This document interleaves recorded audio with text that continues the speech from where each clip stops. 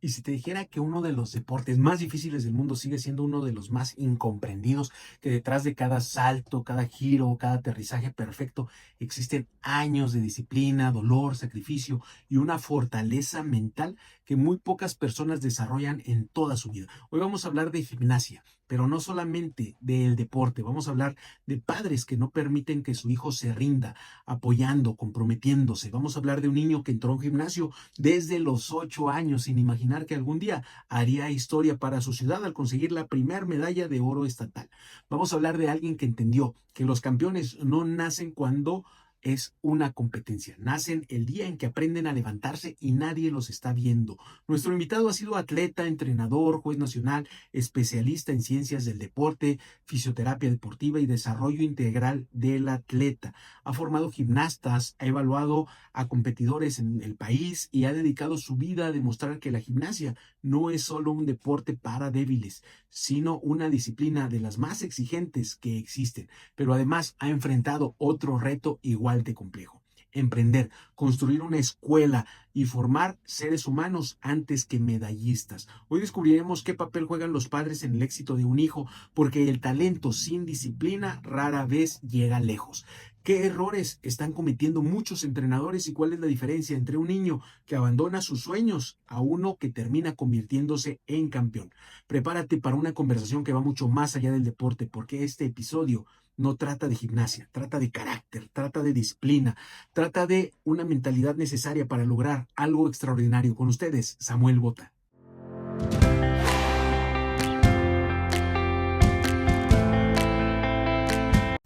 Excelente día, curanderos. Nos encontramos con Samuel Botan. Él es gimnasta, campeón, entrenador, fisioterapeuta, emprendedor. Bienvenido, Samuel. Gracias, gracias por la invitación. No, gracias por estar aquí y gracias pues por ser parte de la historia de una ciudad, porque al final de cuentas no es fácil abrir camino y pues tú lo has hecho en el área de la gimnasia, ¿no? ¿Cómo es que llega la gimnasia a tu vida?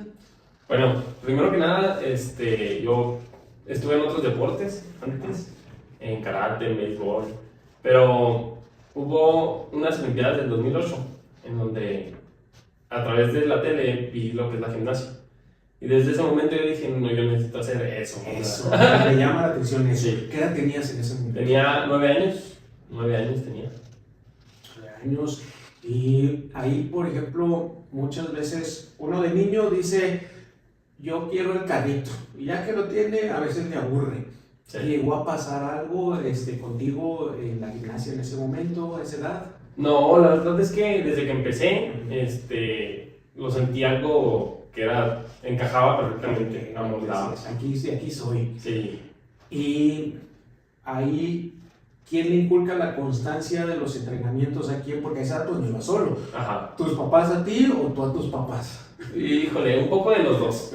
Sí, al inicio como que mi mamá tenía miedo porque pues es un deporte que a veces te puede lastimar. Entonces como que mi mamá andaba de, no, es que mira esto otro. Y mi papá además de, pues vamos a ver, a lo mejor le gusta ahorita un ratito y sale. Y al rato se aburre, ¿no? O sea, entonces yo les dije, no, necesito eso y quiero eso, hasta que me llevaron. Pero me llevaron más porque yo les estuve insistiendo que me llevaran.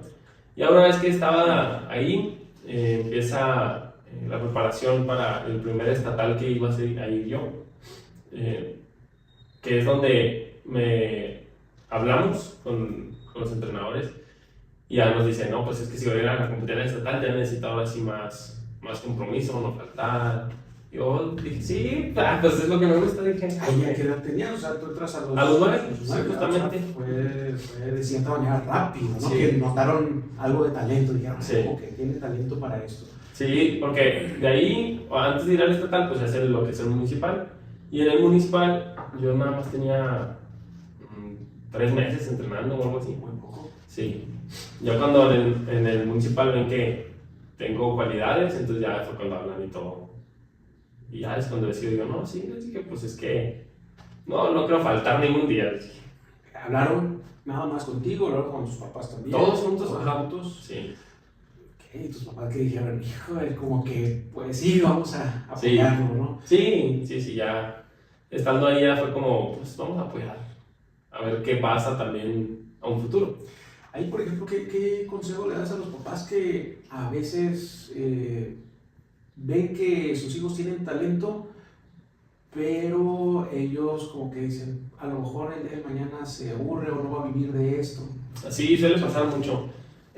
Yo pienso que el mejor consejo es que si a su hijo o hija les gusta eso, pues deberían de apoyar un poquito en ese aspecto de que pueda probarlo. Y puede que sí, en un futuro diga, no, ¿sabes qué? No era lo mío.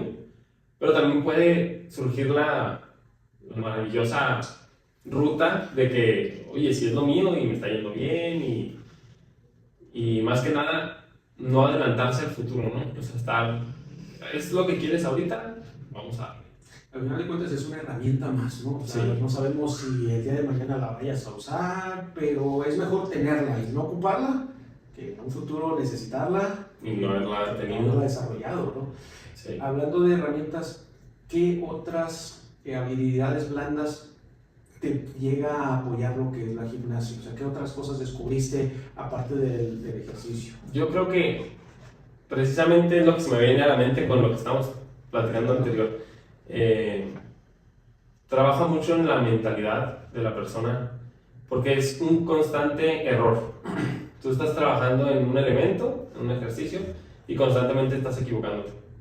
Entonces tienes que aprender que no va a salir las cosas a la primera, que no va a ser fácil y que necesitas un esfuerzo tuyo, de tu alrededor, para poder lograr con el tiempo algo tan simple. Por ejemplo, hay ejercicios que se tardan 6 meses, hay ejercicios que se tardan 1 año, hay otros que se tardan 2 años, o sea, y es estarte acostumbrando a ese error 2 años, o sea, me estoy cayendo, y vas frustrado y sales frustrado ese día porque no te salió nada. Entonces, pero también llega un momento en que ya lo haces y dices, órale, o sea. ¿Y en qué momento, por ejemplo, tú te percibes de eso? Porque digo, cuando lo vemos en la tele, todo se ve que fluye bien bonito, y más en una olimpiada, pues claro que estamos hablando de otro nivel, pero ¿en qué momento tú dices, híjoles, no está tan fácil? Yo viví esa etapa en el punto del nacional, del fútbol nacional. Ya más adelantito, ya después. Cuando yo entro más o menos como en agosto y hasta octubre es el municipal y luego en febrero, marzo el estatal, que es donde logró pues la medalla de oro. Y ahí es donde, pues está fácil, pero no dimensionas aún lo que está pasando. Y en el nacional, mis papás me llevaron a la arena donde iba a ser la competencia y estaban compitiendo los más avanzados del país. Entonces ahí sí me asusté porque dije, no manches, o sea, ve lo que están haciendo, eso no lo hago yo. Todavía no lo haces. Y me dicen, no, pero espérate, es que tú no vas a competir contra esos, vaya. Y ya me dan la explicación.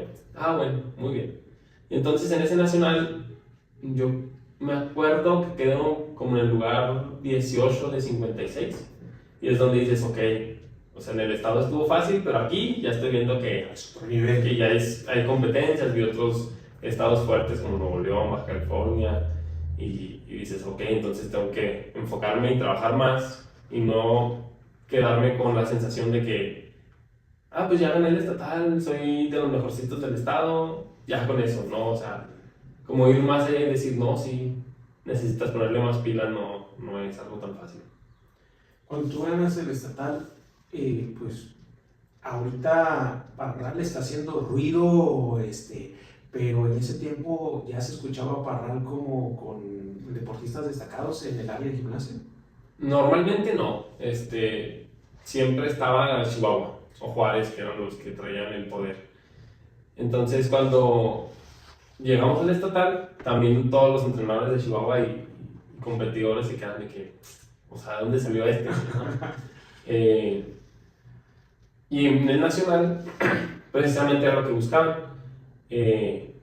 Empezaron a ver que a lo mejor Parral sí tiene talento, porque a veces no lo veían.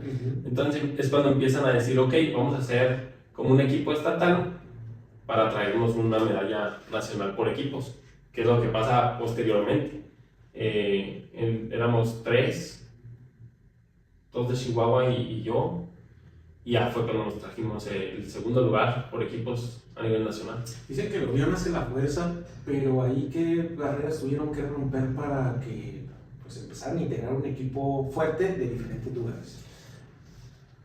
Estuvo, pues más que nada fluyó, porque no era de que campamentos o cosas así muy elaboradas, pero cada quien entrenaba en su gimnasio y no sé si los entrenadores estarían en plática, ¿verdad? Sí, estaba chico en ese momento. Pero ya a la hora del nacional, pues ya era irnos juntos, que conviviéramos los gimnastas y viéramos pues qué potencial teníamos cada uno en cada parte. Por ejemplo, ahí es más el talento nato o la constancia. Esa sí es una pelea complicada porque normalmente cuando traen el talento nato, si no se preparan mentalmente, suelen perderse en el ego. Ajá, sí, o sea, dicen, ay, no, es que soy bueno y no necesito entrenar. Entonces llega otro que a lo mejor no tiene esas capacidades bases, pero que está dándole duro y constante y luego le gana. Y ahí es cuando el innato dice, no, ya me voy a salir, ya no es lo mío, y se pierde mentalmente y dice, no, pues voy a buscar algo que sí sea lo mío, pero como que no se pone a pensar de que, ok, pues que aunque traiga esto, pues necesito esforzarme también en trabajar, no nada más dejarlo a la suerte. Y por ejemplo, que tú pienso que traías talento, que fuiste constante, y el entrenador, ¿qué lugar ocupó en tu vida en ese momento? Yo creo que era más bien un trabajo técnico, más que emocional o otras cosas. Enseñarte lo que había que hacer. Ajá, O sea, esta es la rutina, esto es lo que hay que hacer, estás haciendo mal esto, corrige esto y nada más. Sí, yo creo que al inicio sí fue mucho eso. Y mis papás eran los que estaban atrás empujando el apoyo psicológico, el impulso, Sí. el ser constante, echarle ganas. Eso me llama mucho la atención en familias en donde tienen jóvenes destacados, por ejemplo tú, tu hermana, ¿no? Que digo, Sí. híjole, o sea, ahí algo está influyendo los papás. ¿Qué valores traes de casa? Yo pienso que cuando empiezo en los deportes y en la escuela es como un doble trabajo. Es como Dividir tu tiempo. no, más, o sea, me refiero a que mis papás decían, no te vamos a exigir, pero tienes que trabajar. O sea, es tu responsabilidad. Es como, tú tienes que aprender a manejar tus tiempos, a administrar la escuela deporte, a no faltar, porque te estás comprometiendo no solo a lo que se está pagando, porque eso, a fin de cuentas, tampoco me lo hicieron ver así de que no, pues estamos pagando, Era más de, ¿te gusta? Entonces Nosotros tienes vemos que, tienes que esforzarte tú. Que bien, o sea, sí, bien, a final de cuentas, porque también a veces hay muchos mitos, ¿no? Yo creo que a veces dicen, no, pues es que en la gimnasia no gasta mucho, pero ya en todos los deportes nos damos cuenta de que ya un artículo específico ya es muy caro, ¿no? Sí, empieza. ¿Qué pasa en la gimnasia en cuanto a los costos? Por ejemplo, hay en las barreras de entrada que a veces nos ponemos en lo económico. En eso, pues, normalmente lo de entrenamiento no es tan caro.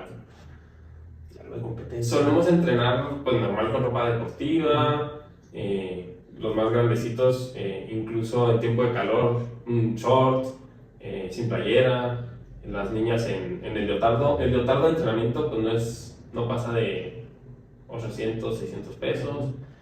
A veces entrenan en top, shorts, o sea, deportivos. Y el de competencia, depende del nivel de competencia. Por decir, si son copas, pues son leotardos o butargas de 1500, algo por el estilo. Yo creo que lo más caro es en mujeres, porque traen los brillitos y todo eso. 2000 pesos, 2000 y cacho. Pero los guantes, por ejemplo, que es indumentaria necesaria, también depende de la calidad y el nivel que tiene. No necesita unos guantes de 2500 pesos un niño de nivel 3, por ejemplo. O sea, puede ir por unos de 600, 800 pesos y le van a durar fácilmente 2 años. Entonces, ya cuando vas avanzando, pues esos obviamente ya no van sirviendo porque se mueven o necesitas más tecnicidad en esa parte. Pues 2.500 pesos por los guantes, pero igual duran 2 años. O sea, no es muy caro, por decirlo así. La indumentaria. Indumentaria, esa parte, o sea, apoyen a sus hijos si es que les gusta la gimnasia. Hay otros mitos también de que a mí me dio risa cuando escuché a una persona que dijo, es que la gimnasia es para débiles. Y dije, o sea, no te imaginas la fuerza que tiene que hacer alguien para sostener su cuerpo, ¿no? Ahí, Sí. ¿Tú qué le dirías? Pues yo creo que eso viene del mito de que es muy femenina o cosas por el estilo. Y sí, en el área de femenil sí es muy artístico, muy elegante. Muy elegante, ¿no? O sea, y en varonil es más potente, es más enfocado a la fuerza, enfocado a la agilidad. No bailamos, por ejemplo, en piso como las niñas. Las niñas hacen 4 aparatos, los hombres hacemos 6. Las mujeres se enfocan más en lo que es el equilibrio. Y nosotros tenemos aparatos de fuerza, de rapidez. Entonces yo pienso que normalmente cuando yo estudio la licenciatura en Ciencias del Deporte, me doy cuenta de los diversos niveles que ocupa cada deporte. Hablando de esfuerzo físico humano. Y gimnasia pues es uno de los más complejos, porque requieres de fuerza, pero a la vez no perder la agilidad ni la flexibilidad para no lastimarte. Sí, agilidad, precisión, fuerza, o sea, al final de cuentas trabajas todo tu cuerpo, ¿no? O sea, la verdad es que yo sí, mis respetos para toda la gente que practica gimnasia. Hay otro mito que ahorita que comentabas también relacionado a eso, es que mi hijo se va a ver muy femenino y yo, parte de los gimnastas que conozco son de lo más masculino, ¿no? O sea, ahí a veces te ha tocado decirle algo a los padres, te ha tocado convencer a alguien, decirle, oye, pues ve o veme, o sea, ¿no? Sí. De cierta manera, ¿no? Sí, o sea, es que yo pienso que todavía Parral es muy cerrado en esos aspectos, pero te das cuenta de que cuando sales a otras competencias de estados y así, de que ya no lo ven así, o sea, debe de haber una diversidad de todo dentro de gimnasia, pero no, naturalmente somos personas que estamos enfocadas y muy, ¿cómo se podría decir en ese aspecto de Trabajando con su cuerpo, que nos gusta lo desarrollando, estético, pero no somos personas tendientes a ser débiles o a... al contrario, o sea, hay mucha fortaleza física, y mental. pero mental. O sea, yo esa parte siento que todos los deportes nos ayudan en algunas áreas blandas, en la disciplina, pero gimnasia creo que desarrolla más el carácter todavía porque durante el proceso no sufren una caída. Sí. O sea, trabajan más con el fracaso que otros deportes. Sí. Y Sí. no nada más es en la competencia, sino para llegar a una competencia te tuviste que caer muchas veces.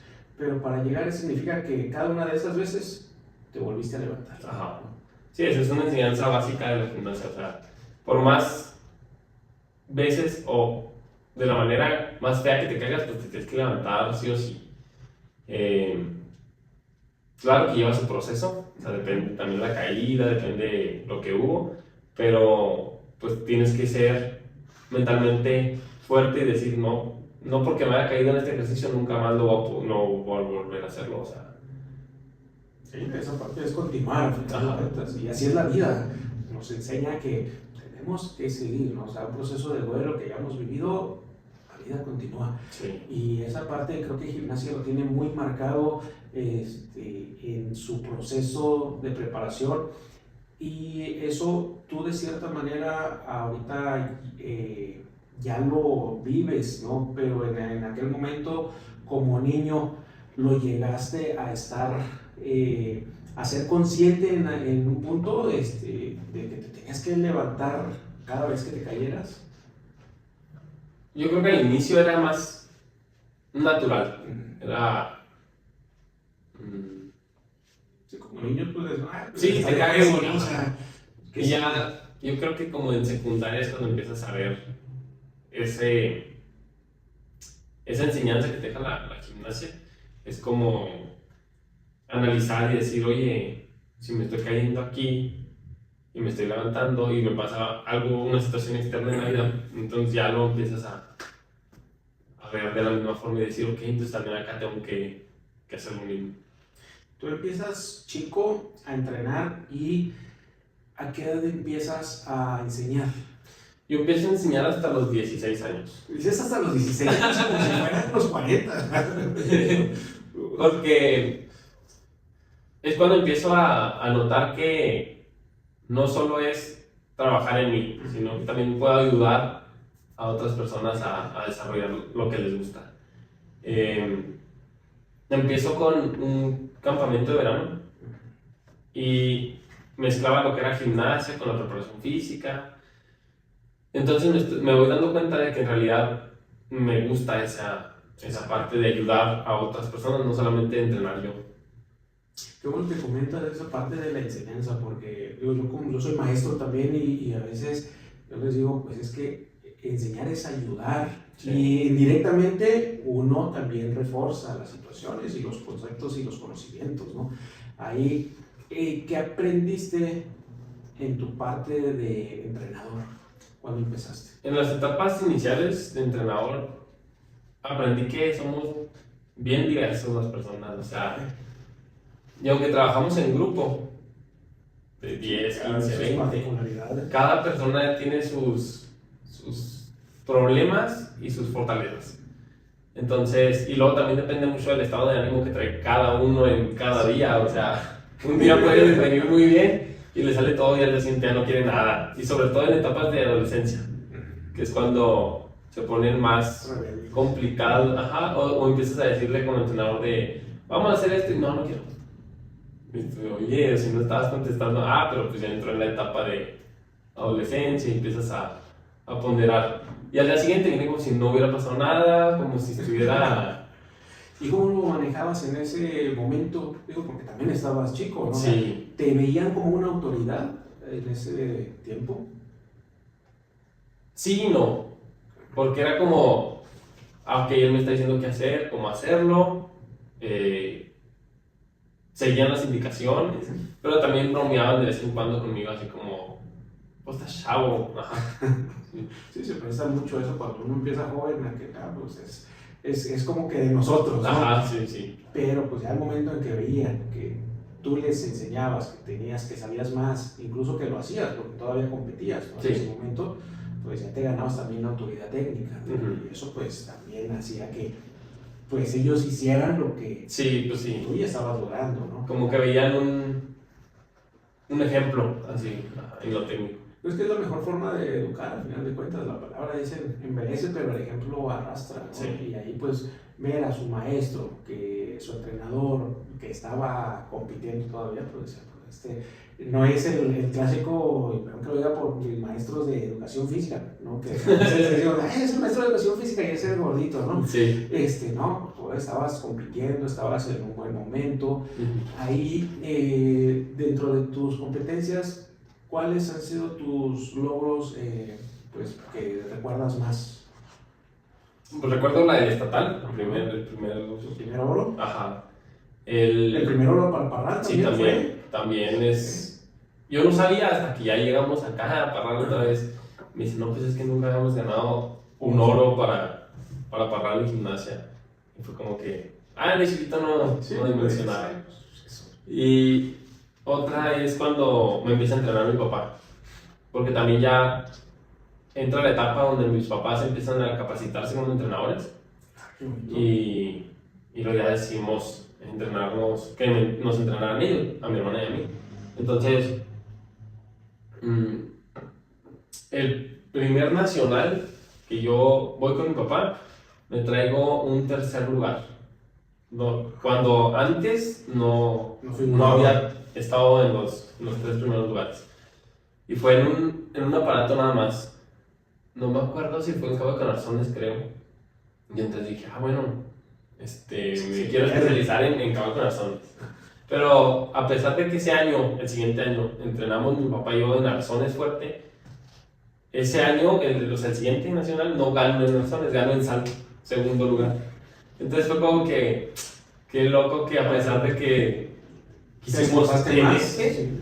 o sea, la vida me dio por otro rumbo, o sea, también eso tiene, y tampoco fue como frustrarnos de decir, oye, no, entonces todo el trabajo, no, o sea, es como, bueno, nos esforzamos en este y subimos la capacidad, pero también fuimos en otro nivel, en un nivel más alto al año anterior. Entonces, suele pasar mucho que tienes que competir contra gimnastas que llevan 1 o 2 años adelante de ti en ese mismo nivel. Sí, sí, ya ellos llevan mayor trayectoria, pero pues también ahí me sorprende eso que comentas de que tus papás empezaron a capacitar. Sí. ¿Ellos ya hacían algo relacionado a la gimnasia? Mi papá no, o sea, era más, de chico era más jugar, brincar y todo, pero mi mamá estuvo en gimnasia rítmica, las de aros, cuerda y ajá. Y también fue entrenadora un tiempo de gimnasia rítmica. Pero ya cuando crecen, pues lo dejan los dos y se enfocan en lo suyo hasta que ya entramos mi hermano y yo a lo de gimnasia y ven que es algo que queremos. Sobresaliendo, Ajá. que le están echando ganas. O sea. Y que es algo que queremos los dos, o sea, que no es un hobby, es una carrera profesional extra, o sea, ya deciden apoyarnos más.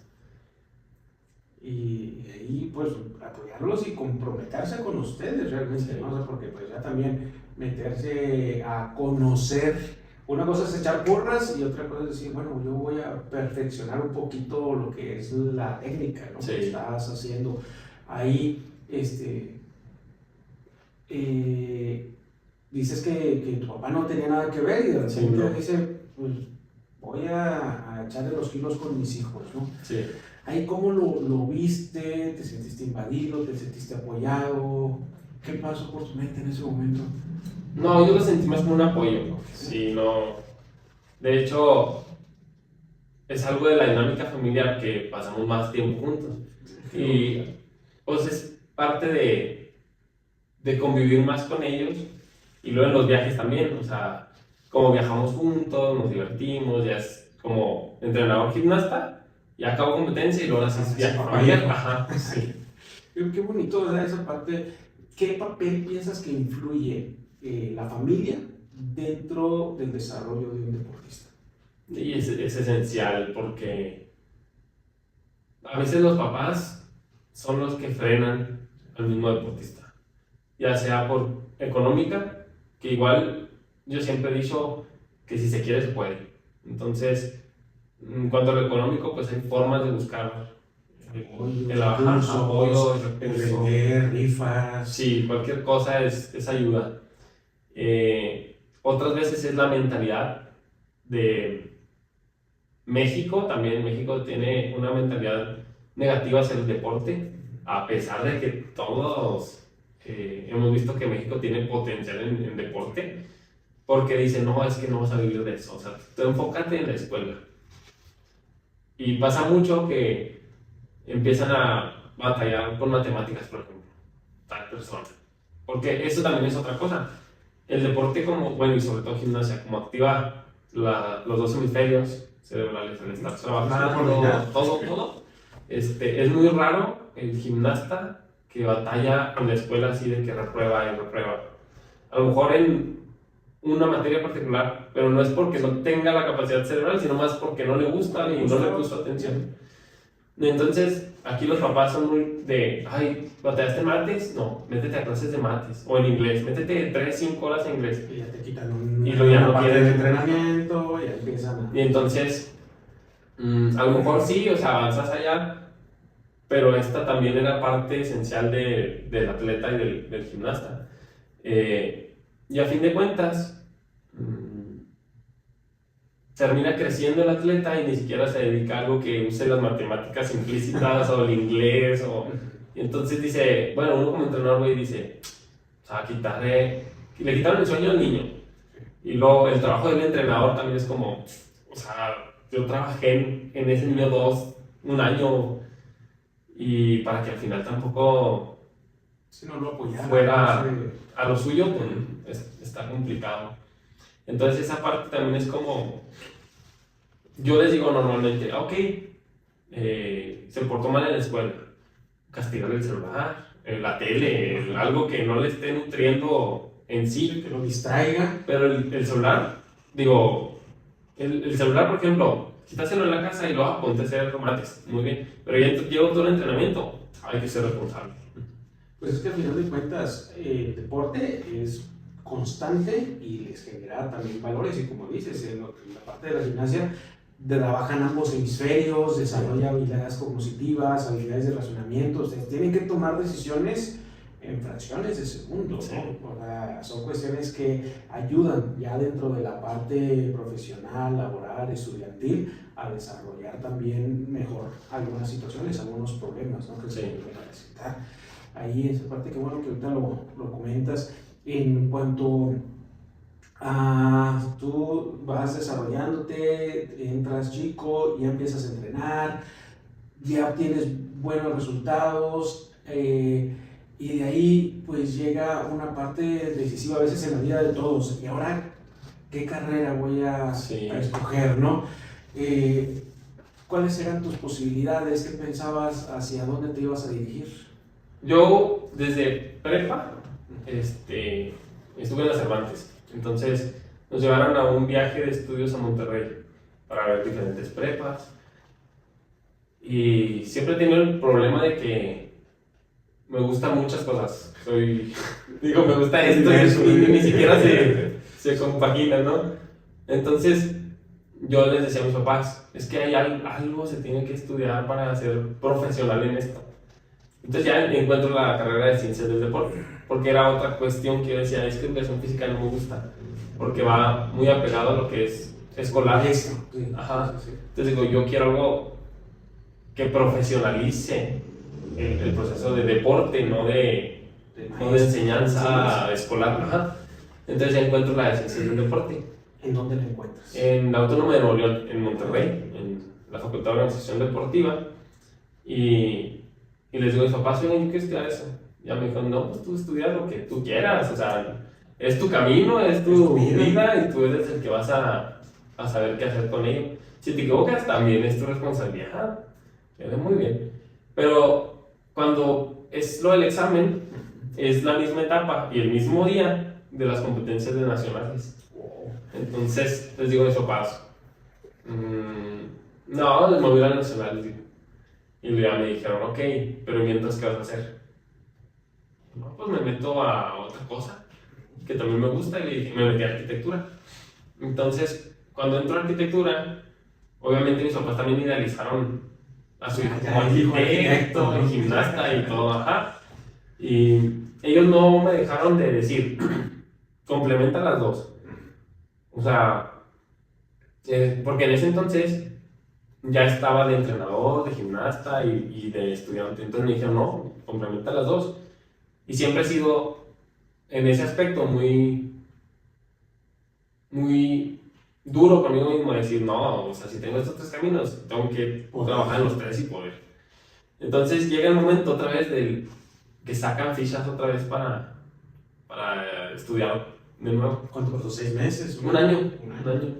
Y les digo a mis papás, oigan, ya voy a sacar fichas otra vez para allá, porque sí me gusta arquitectura, pero primero quiero intentar ciencias del deporte, les dije. ¿Arquitectura dónde estabas estudiando? Aquí en el TEC. Aquí en el TEC en Parral. Sí, entonces ya empieza el debate mío también interno de decir, es que sí me gusta arquitectura, pero quiero primero esto. Entonces ya les digo, ¿saben qué? Primero voy a estudiar esta y cuando acabe, veo si estudio arquitectura. Entonces ya me salgo de arquitectura, que eso fue de un día a otro. O sea, sí, la decisión fue rápida. Tu corazón estaba en otro lado. Si les dije, ya no voy a ir, y no, pero acaba el semestre, perdido, y no, ya no, les dije, porque mi mismo cerebro va a decir, ya acabaste los semestres, ¿qué tal? No, les dije, me voy a hacer loco yo mismo. Entonces de un día para otro ya no fui, y luego ya, hice las fichas, y fui a hacer el examen de admisión, que fue examen físico, general y específico. Que tampoco estudié para hacerlo. Yo me sentía preparado, ajá, tanto en lo académico como en lo deportivo. Y ya cuando me mandan los resultados de que sí quedo, ya, yo así contento de, ok, ahora sí voy a estudiar lo que Y sí, precisamente cuando empiezo con las materias, digo, oye, es que Es esto lo que es lo quería. mío, sí. Ahí en ese momento pusiste en pausa tu vida de gimnasia en Parral, te la llevaste para allá, ¿qué pasó con Ahí la gimnasia? estuvo complicado porque empezamos también yo internamente a decir, porque para este punto estaba la carrera en línea y la carrera presencial. Ok. Entonces, una vez que fui aceptado, ya me dicen, tienes que venir una semana es el propedéutico le llaman, Ujú. para que te enseñen lo anterior a entrar a la carrera. Y ya estando ahí, pues diversos profes nos fueron diciendo las dinámicas tanto de línea como presencial. Y algo que me llama la atención es que uno de los profes, que era de educación física, él nos dice, hay algo muy extraño en los de línea y los de presencial. Uno pensaría externo a la escuela que los de presencial aprenden más. Dijo, pero en realidad cuando vienen empresas o buscar talento, nos dicen primero muéstrame los de línea y luego los de presencial. Y dice que él les preguntó a ellos por qué. Le dijo, no, porque los de línea tienen capacidades que los de presencial no tienen. No desarrollaron. Los de línea trabajan autónomos, no tienes que obligarlos a estar una hora. Tú les dices, haz esto para tal fecha y lo van a tener. Y los de presencial tienes que empujarlos, tienes que motivarlos, dice. Entonces se me hizo muy extraño eso y dije, bueno, sí tiene sentido. Y ya empecé en línea, dije, vamos a trabajarlo en línea. Y sirve de que continúo ayudando a mis papás con lo del gimnasio, entreno yo y todo el asunto. Y entonces en línea nos pedían trabajos con fecha final, los exámenes, y aparte grabar.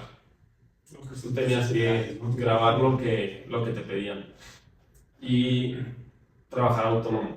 Sí, era muy... A este libro, el profe no tenía clase directa, decía tú léelo y te espero en el examen. Y tú tienes que saberlo el examen. Entonces, yo de venir la prepa presencial de decir, pues el profe te decía más o menos el examen estudien de tal hoja, tal, no, allá era El libro, ahí está el libro y tú busca lo que es lo más esencial del libro. Entonces sí fue como, ahora sí le di la razón yo al profe del propedéutico donde dice, sí, o sea, aprendes otras capacidades que en presencial no se trabaja. ¿Cuánto tiempo duraste en línea o toda la terminaste en línea? Es que precisamente el bien ser empezarla en línea y a ver si moverme allá, porque también tenían aparatos de gimnasia y todo, pero empieza la pandemia. O sea, sí De todas maneras... la tuve que seguir en línea y ya. ¿Y terminaste en línea? Terminé en línea. No, pero o sea, eso habla también de la responsabilidad que al final de cuentas la traías ya de casa, la desarrollaste también en el gimnasio, estás yendo a los entrenamientos y pues lo aplicaste. Esa parte, como que va toda la curva del aprendizaje, Sí. cómo se vio. ¿Cuánto tiempo duró la carrera? Fueron 4 años y medio. 4 años y medio. Sí. Y ahí seguías entrenando acá y Sí. esa parte, como dices, seguías ayudando en el gimnasio. Sí.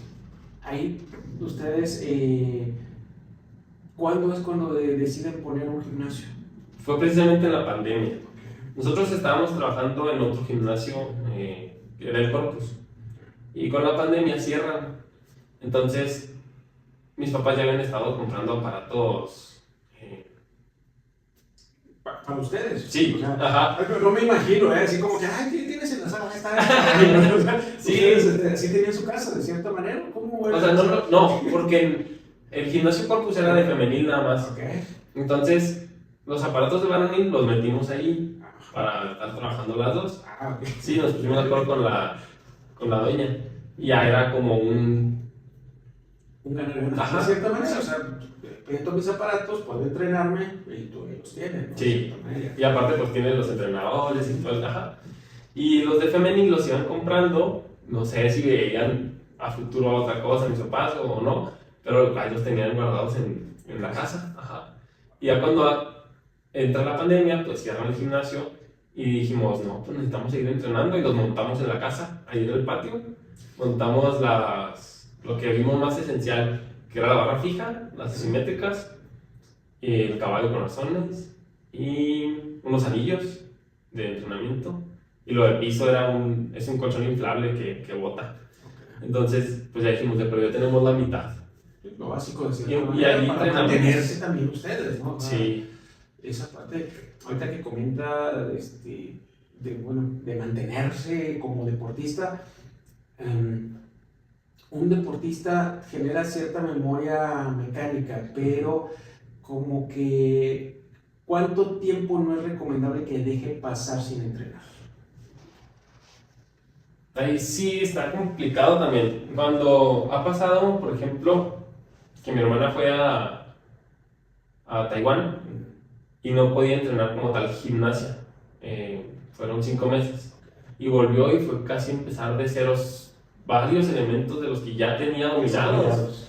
Y dices, ajá, Sí, con 5 meses, ajá, es relativamente poquito, ¿no? Lo que nosotros vemos también cuando van de vacaciones, de que una semana y luego vuelven, vemos muy seguido la pérdida de mentalidad. O sea, se desvía. Ajá. Y físicamente, a lo mejor una semana no se nota tanto en los elementos, pero a la hora de hacerlo,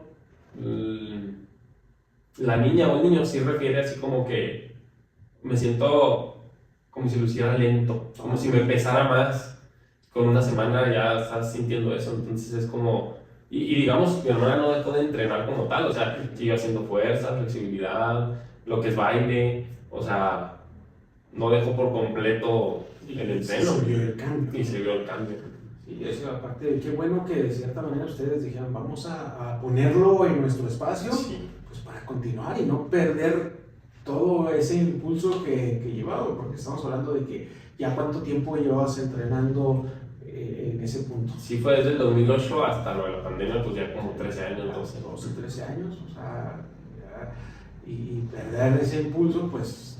No. Y que también fue complicado porque estar encerrado y no ver a nadie, ni no había motivación más allá de nosotros mismos, o sea, tenías que entrenar no por motivación, sino por compromiso de... Y luego no había competencias, no había un por qué entrenar, más que decir no perder las capacidades y esto va a salir, tiene que salir, dije otra vez, tenemos que volver a salir y van a volver a salir las competencias y todo. Fíjate que bonito cómo lo mencionas, porque al final de cuentas a veces decimos ¿para qué? O ¿por qué? Y buscamos una motivación extrínseca, pero pues ahí ustedes como familia se fortalecieron. Gracias a Dios que tuvieron los medios también para poner ahí su gimnasio en el patio, que pudieron seguir entrenando de cierta manera, que tus papás ya también tenían ahí cierta carrera de decir vamos a ver cómo lo están haciendo y pues ayudarlos a entrenar. Y pues ustedes lo complementaron, o sea, ¿cómo vive la familia la pandemia encerrados? Sí, estuvo interesante. Teníamos nuestros horarios de entrenamiento, así como 2-3 horas. Y luego aparte, yo les daba clase a mis niñas y a mis niños, pero por Zoom, a sus casas. Entonces les decía, bueno, pueden hacer las manos, pueden hacer... me ideaba yo algo así. Una rutina para que sigan haciendo lo que es gimnasia. Y lo de los estudios, pues teníamos que seguir haciendo tareas. ¿Estabas en la universidad ahí? Sí, estaba en lo de ciencias del deporte. Y luego, aparte, era convivir como familia. O sea, no solamente las labores que tenemos que hacer. Y pues siempre nos hemos llevado bien, no hemos tenido así que problemas de, pues lo normal, ¿verdad? Sí, como familia. Como hermanos y pero pues nos potenciábamos más que dejarnos caer. Incluso lo de la pandemia, yo soy muy social, me gusta hablar con personas y a mí sí me pegó más esa parte de, oye, es que ustedes. Y mi hermana es más de, no, pues no pasa nada, o sea. Y mi hermana era de que, oye, ponte a entrenar, ya es hora. Y yo de, no, ya es hora, vámonos. Pero qué bien, o sea, porque también, o sea, independientemente de que uno sea disciplinado, a veces se ocupa ese chicotito, ¿no? De decir, oye, vamos a darle, vamos a darle, o sea, es un compromiso, y el compromiso pues era con ustedes en ese momento, ¿no? ¿con qué barreras te topas cuando te das cuenta? Digo, cuando un niño se me cae en el gimnasio, pues vas y lo sobas, le dices que eche ganas, pero ahí hablando nuevamente de lo que es caerse en la gimnasia, ¿cómo lo manejas en línea? Bueno, en línea sí estuvo complicado ese aspecto. Lo bueno es que no hacían elementos peligrosos. Okay. O sea, no había mucho por dónde caerse. Pero era muy de que estaba pendiente con los papás. ¿Sabe qué? Estoy viendo que está haciendo esto mal y que ya está así, de que se ve, de que le duele la muñeca.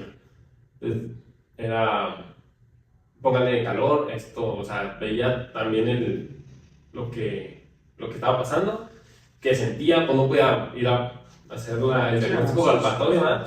Pero pues le decía, ¿qué sientes? Te duele si mueves para abajo, para arriba, y ya veía más o menos y decía, bueno, puede tener esto, vamos a trabajarlo así, calor o frío, o masaje, depende, y pues ya le decía más o menos cómo hacer las cosas. Ahora, una lesión, por ejemplo, yo cuando peleé, me tocó lamentablemente un entrenador muy estricto en lo técnico, pero también no nos cuidaba en lo físico. O sea, yo peleé todavía, terminé una pelea con dos costillas fracturadas, o sea, a ese nivel, ¿no? Sí. Entonces, mucho de que, ay, te duele, spray, venda y sigue entrenando, ¿no? Uh-huh. Para mí eso está mal. Ahí, ¿qué hacen ustedes? ¿Cómo cuidan una lesión? Sí, nosotros tenemos primero que visualizar ver cómo se cayó. Si observamos que cayó bien y está haciendo más un berrinche que una lesión, es como, párate. O sea, si es más mental que físico, sí. Como párate. Y luego, no, quién sabe qué, y lo otro, y la dejamos poquito. Y al ratito se para y es como que pues, tú sabes que no cayó mal. Y ya va, ¿y qué hago? Y ya. Pero si vemos que cayó mal y que nos han tocado de dos gimnastas, las que son, no me pasó nada, aunque esté mal, es como, no, siéntate, o sea, tengo que revisarte sí o sí. Y es otras de que empiezan a llorar y todo, y pues vamos luego y checamos. Cuando son, ahora sí que traumatismos graves, obviamente tenemos que mandarlas al hospital, pues no hay nada que hacer ahí. Que gracias a Dios no ha habido casos así extremos. Y cuando son esguinces o cosas más simples, las reviso o los reviso y les digo, ¿sabes qué? Traes un esguince por lo que estoy viendo, necesito que progrese la lesión para saber si es esguince o si fue otro tipo de lesión. Y luego ya les digo, si veo que empeora, pues hay que hacer lo que son los estudios de radiografías, ecografía, y luego ya vemos cómo lo manejamos. Cuando hay una lesión ya así que se tiene que trabajar, también yo batallo mucho con los doctores, con los papás, porque les digo, el doctor lo primero que hace es, no, reposo. Y bueno, la mayoría de los aquí, y es como que no, o sea, pues es que no puedes recetar reposo absoluto a un deportista. Aparte de que la evidencia nueva pues te está diciendo que si no hay irrigación sanguínea, que si no hay como tal terapia que vaya rehabilitando, va a afectarte más a la hora de volver que lo que te ayuda en sí.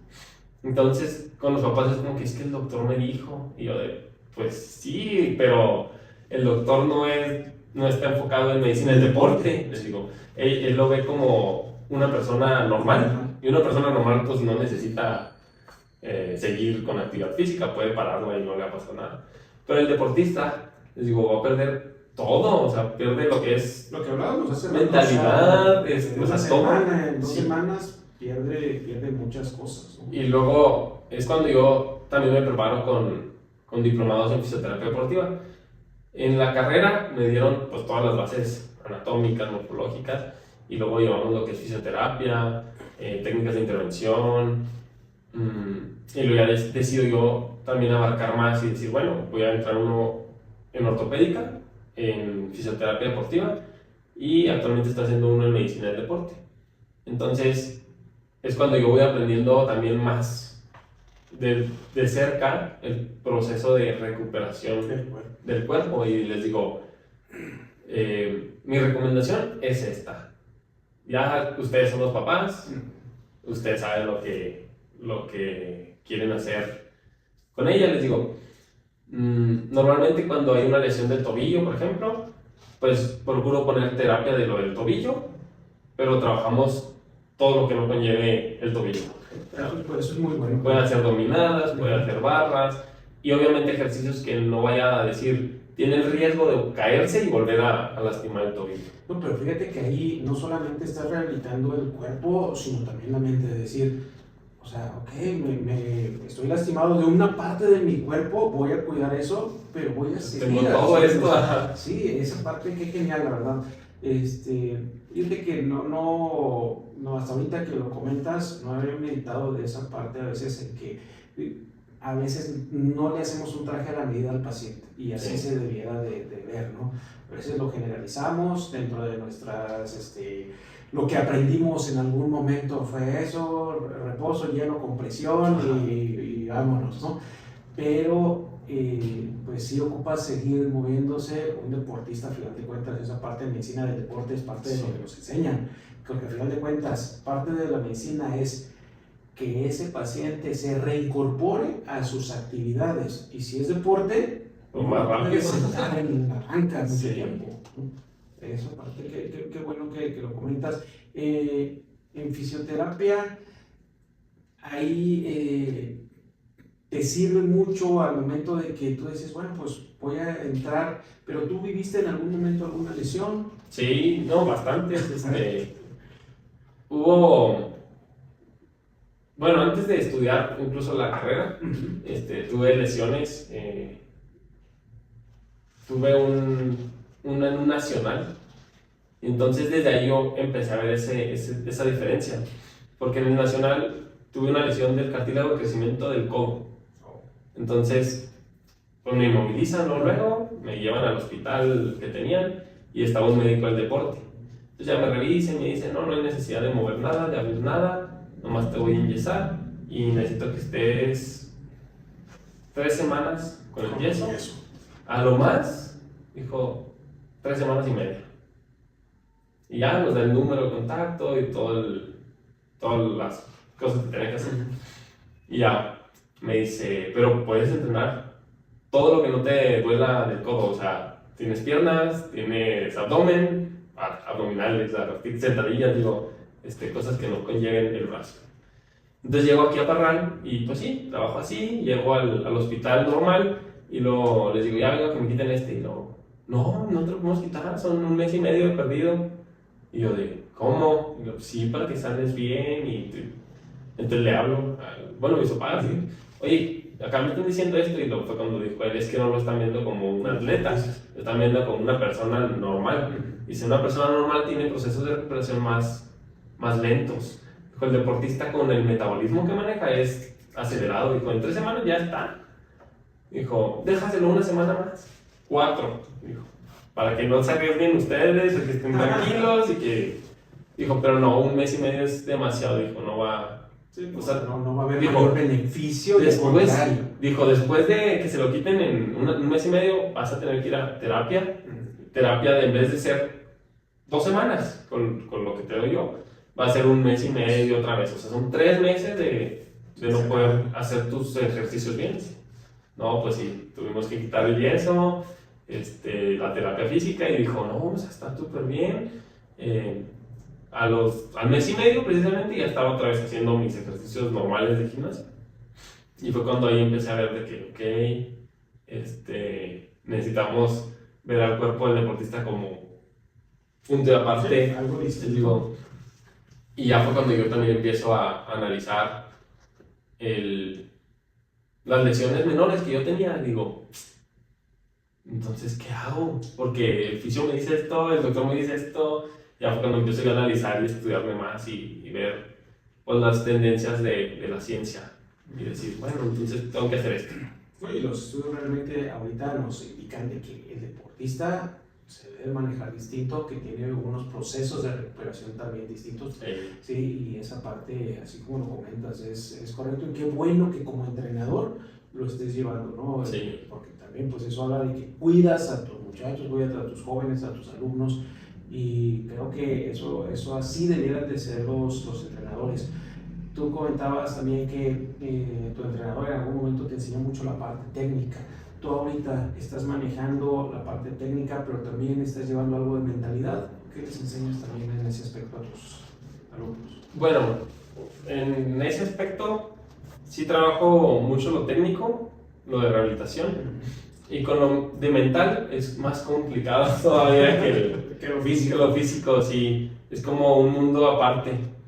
Me tocó hacer diversas materias en psicología deportiva, tienes en intervención psicológica en la carrera, el curso certificado en técnicas de intervención psicológica para deportistas, y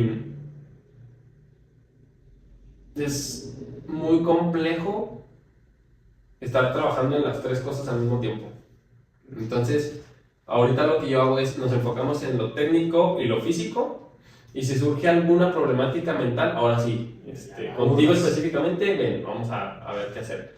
Pero no estoy usando como tal una rutina mental,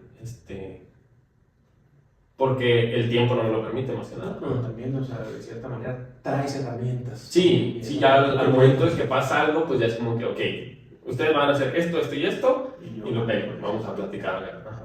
¿No? ¿Qué formación tan integral has llevado? La verdad es que esa parte es buena. Pues estás llevando el nivel de la gimnasia en Parral como familia, porque no nada más estás solo como escuela. ¿Sí? ¿Cómo se llama tu escuela? Se llama Elite Factory. Elite Factory.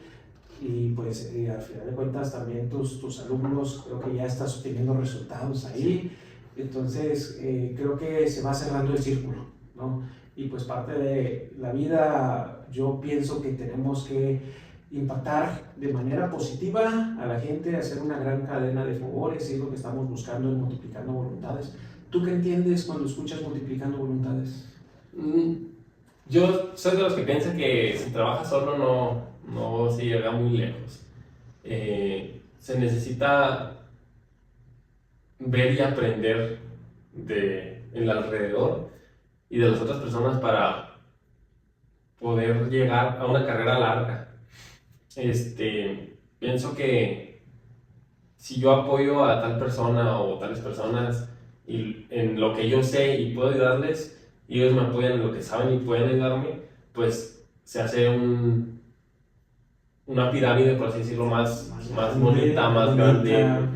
Sí, qué bueno esa parte. La verdad es que es bueno juntar ideas, es bueno ir multiplicando voluntades, y pues también estamos convencidos de que cualquier persona que toca una vida de manera positiva puede ser un curandero, y pues tú lo eres desde tu rincón, y pues también eso nos hace, por eso jalamos gente, ¿no?, que toca vidas de manera positiva aquí a Curanderos Multiplicando Voluntades, y pues eres uno más de las gentes que necesita la gente saber que afuera hay gente de bien trabajando por el bien de la comunidad. Gracias por venir. No, muchas gracias por la invitación.